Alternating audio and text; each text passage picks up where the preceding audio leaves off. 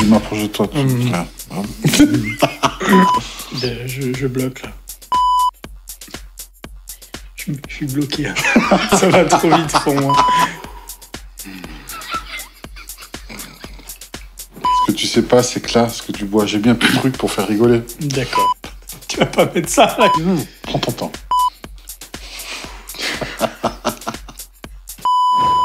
Bonjour à tous, on est réunis aujourd'hui pour le 3e volet des cycles planétaires. J'avais commencé avec Gilles Ratival qui parlait de Kali Yuga, l'âge sombre. On est passé sur le cycle humain avec Michel Augier sur la crise de la quarantaine. Et puis finalement, on fait honneur à celui qui m'a inspiré cette idée, Ludovic Merlin d'Ingaïeti, qui est aujourd'hui ici. Et on termine, on clôture ça. Tu commençais à m'expliquer que pour toi, la Chine reprenait sa position initiale qu'elle a eue il y a peut-être 2000 ans. Est-ce que tu penses qu'il y a des cycles qui se renouvellent sans cesse comme ça? Au point de vue de la planète, comme la dernière fois on avait abordé on va dire la dominance mondiale par rapport qui tournait autour de la planète, c'était une hypothèse de voir que le pouvoir sur la planète tourne vers l'ouest.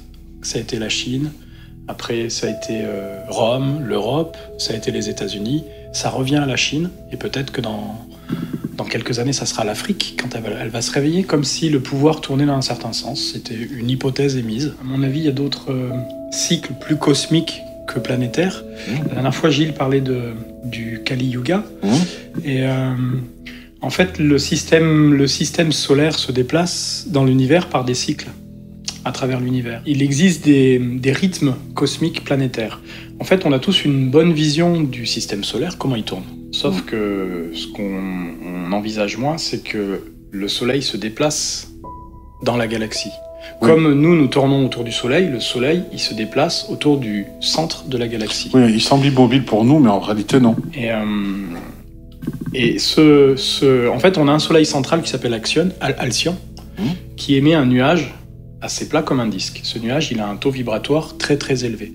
Et en fait, le cycle du Soleil, comment il se déplace, il se déplace comme ça, il fait des vagues autour, enfin il traverse et il remonte autour de ce nuage. Et ce nuage, il a un taux vibratoire très haut. Et il fait un cycle comme ça sur 25 000 ans. Donc il met 2000 ans à traverser ce nuage, où il y a un taux vibratoire élevé. Après, il met 11 000 ans à s'éloigner, donc à descendre en taux vibratoire avant de revenir. Et c'est ça dont Gilles parlait, il parlait du Kali Yuga. Souvent, c'est cette période qui est la plus éloignée, donc le taux vibratoire est le plus bas, donc ça met 5500 ans à descendre et 5500 ans à remonter.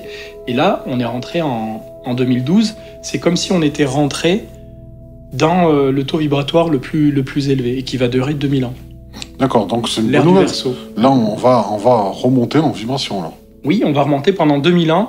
On a tout le taux vibratoire de la planète qui va s'élever parce qu'il rentre dans un morceau de la galaxie où le taux vibratoire est très très élevé. Et quand on est éloigné, c'est ce qu'ils appellent le Kali Yuga, les temps sombres, parce que c'est là où il y a le moins de conscience et le moins de vibrations sur la planète.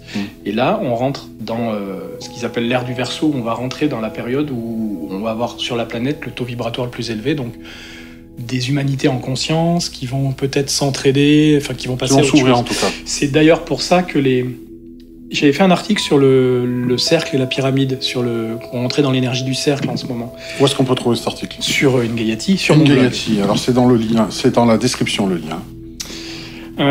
Où justement, en fait, dans les anciennes structures, on avait vu qu'il y avait des structures pyramidales, où il y avait un chef à la tête, une structure pyramidale très structurée, et des gens au-dessous qui étaient un peu ou écrasés ou qui n'avaient pas de conscience, parce que vu qu'on était dans des périodes où le taux vibratoire était très faible, il fallait tout ce support pour que celui qui soit à la tête, lui, puisse être connecté, que ça soit un pape, un roi et tout. Et vu que maintenant le taux vibratoire monte, c'est comme si on n'a plus besoin de ce système pyramidal et que chacun peut avoir sa propre connexion. D'accord. Ah, bah, les patrons, non, c'est pas ça. Non, parce qu'on est toujours dans ce système pyramidal. C'est aussi ce que j'aborde dans les archétypes, où avant, par exemple, dans les sociétés tribales, il y avait le roi ou le chaman ou le magicien qui pouvait être connecté à une certaine vibration. Parce que les temps, justement, étaient des temps vibratoires très bas, il y en a un seul qui pouvait. Et maintenant, c'est comme si chaque archétype, on peut les connecter en soi, on n'a plus besoin de la pyramide du groupe, on peut tous l'avoir à l'intérieur de soi, parce que le niveau vibratoire le permet. Je crois qu'il me semble que la NASA a observé que le niveau vibratoire de la Terre augmente Ah, donc c'est réel. En 2012, il était à 7,5 Hertz. Le niveau, enfin le taux vibratoire, de la Terre était à 7,5 en 2012. Et je crois qu'il est à 15 ou à 16, il a augmenté.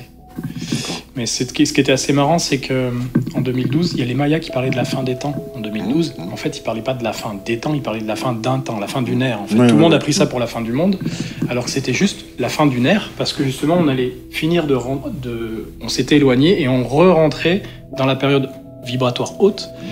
Et en 2012, c'était le changement vibratoire énergétique.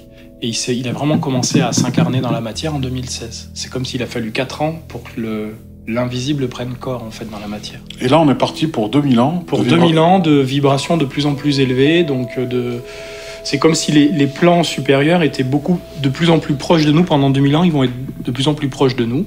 Puis après, ils vont recommencer à s'éloigner. En fait. Donc là, concrètement, on va pouvoir tous travailler à notre propre intuition plus facilement. Plus facilement l'intuition. On aura plus facilement des sensations ou des reliances ou des guidances. Ouais. Parce que c'est comme si le plan du dessus est très, très, très, très proche.